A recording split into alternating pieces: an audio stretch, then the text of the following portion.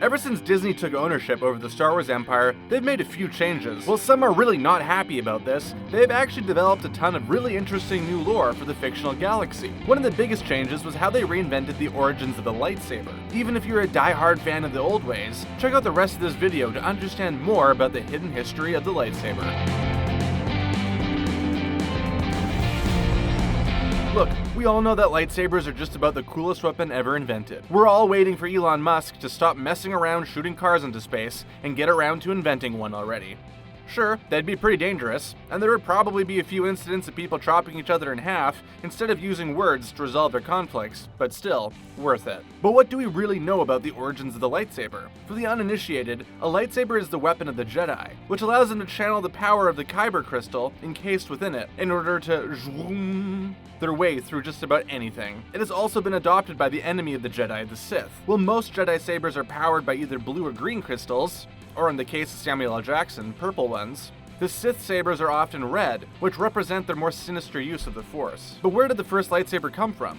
Well, the history of Star Wars is a little more complicated, ever since Disney took over and rewrote a bit of the old canon. Before the handover, all of Star Wars history was a part of Legends, and that backstory of the lightsaber is a little different.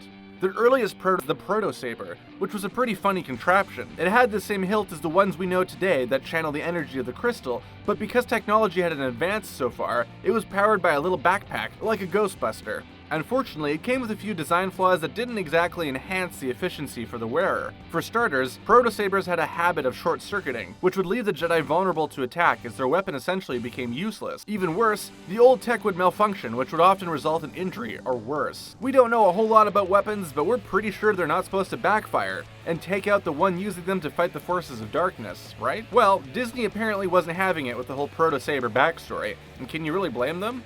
And they've taken it upon themselves to reinvent the history of the lightsaber. We get our first glimpse of an early model in the Art of the Force Awakens book, which contained all of the concept art used or dreamt up for the movie, and some that has shown up in the two sequels. On a page in the book, there is an artist rendering of the evolution of the lightsaber, with no power packs to be found. Instead, we get a slightly earlier, much more familiar version that looks a lot like Luke's from Return of the Jedi. Next to it is the kyber crystal on its own. That shows just how power is channeled from it by the user, and was once used totally on its own with nothing else getting in the way. And finally, we get the very first, very primitive lightsaber. Instead of any elaborate machinery, it seems to just be a crystal wrapped in a few aluminum rods wrapped in twine.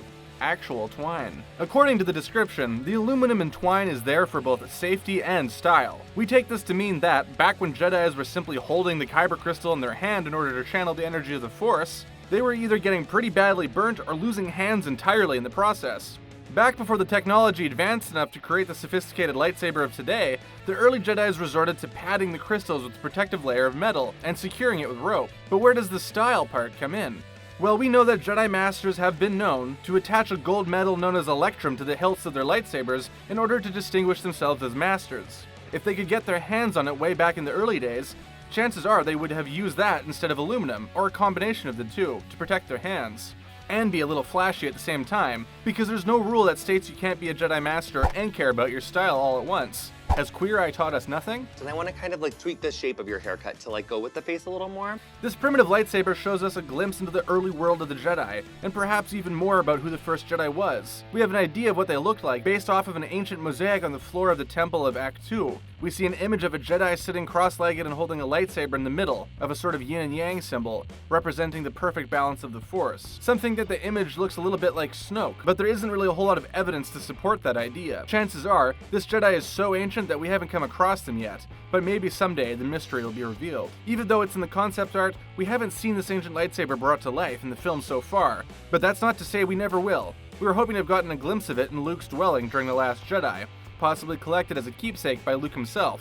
In the visual dictionary for The Last Jedi, Luke is seen wearing a Sith pendant around his neck as something of a trophy, so we know that he did have an interest in collecting various Jedi artifacts. In fact, in between the 6th and 7th films, we know that Luke took a young Ben Solo across the galaxy, scouring for historical antiquities. So there's a good chance he could have stumbled across the first lightsaber, or at least another ancient one. Well, this is all speculation. We have to wonder exactly why this original lightsaber was included in the concept art, if it wasn't going to make an appearance in the movies in one way or another. We'll just have to wait and see if it pops up in The Rise of Skywalker.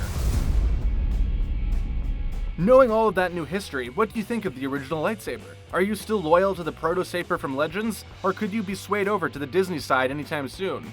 How do you think it could come up in The Rise of Skywalker? Let us know in the comments, and don't forget to subscribe to Screen Rant to keep up with all of our latest videos.